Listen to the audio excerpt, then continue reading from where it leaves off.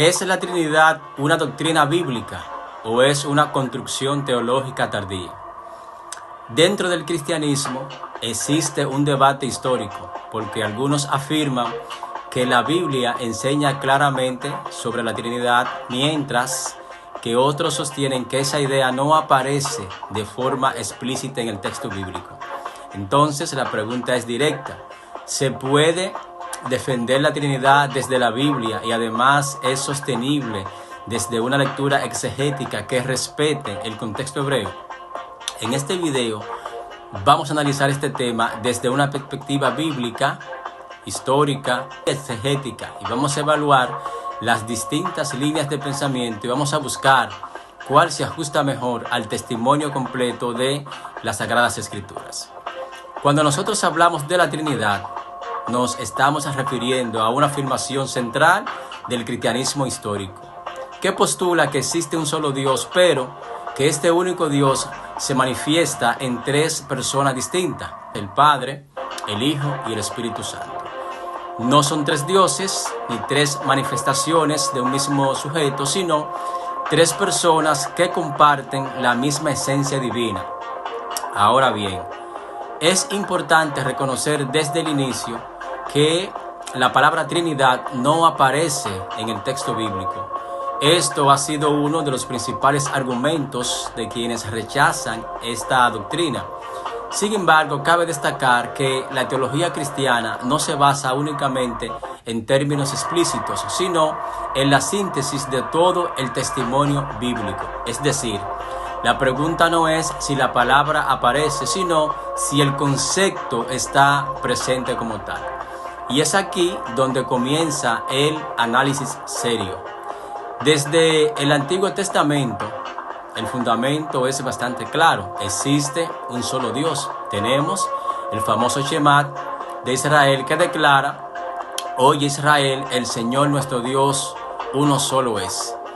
Este monoteísmo es absoluto y no admite ningún tipo de competencia, pero dentro de ese mismo Antiguo Testamento nosotros encontramos indicios que han sido interpretados como una complejidad interna en la unidad divina. Por ejemplo, el uso del término Elohim, que es gramaticalmente plural, aunque se usa con un verbo en singular.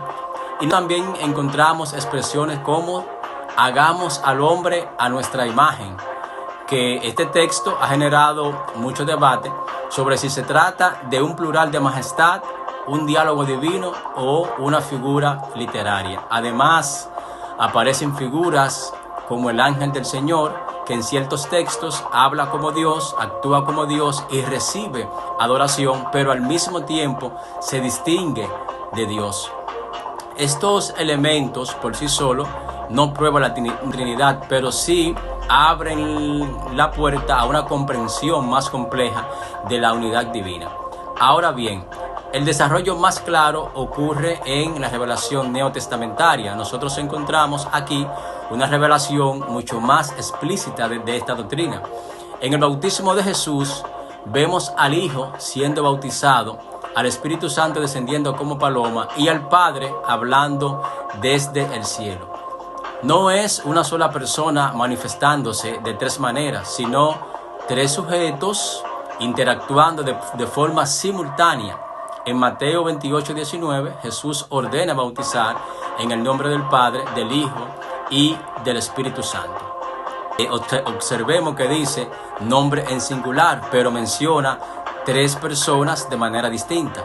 Entonces, esto sugiere unidad de esencia y distinción de persona. En Juan 1:1 se afirma que el Verbo era Dios, estableciendo la divinidad de nuestro Mesías. Y en Juan 10:30 Jesús declara: yo y el Padre uno somos. Y en Juan 14-16 Jesús habla del Espíritu Santo como otro consolador distinto de él, pero enviado también por el Padre. Por su parte, el apóstol Pablo en 2 Corintios 13-14 presenta una fórmula trinitaria al bendecir la iglesia, mencionando al Señor Jesucristo, al amor de Dios y a la comunión del Espíritu Santo. Estos textos no desarrollan una doctrina sistemática como lo haría un tratado teológico moderno, pero sí presentan los elementos fundamentales: unidad divina, distinción personal y plena, divinidad del Hijo y del Espíritu Santo. Desde el punto de vista exegético, especialmente considerando el contexto hebreo, surge una tensión, porque el pensamiento hebreo es estrictamente monoteísta, como decíamos, y no articula la idea de tres personas en un solo Dios de manera filosófica, ¿verdad? Por eso, algunos argumentan que la Trinidad es una formulación posterior, influenciada por categorías greco-romanas. Y en parte, esto tiene cierto nivel de verdad. La formulación técnica de la Trinidad, tal como nosotros la conocemos hoy, se desarrolló en los primeros siglos de la Iglesia, especialmente en los concilios de Nicea y el concilio de Constantinopla.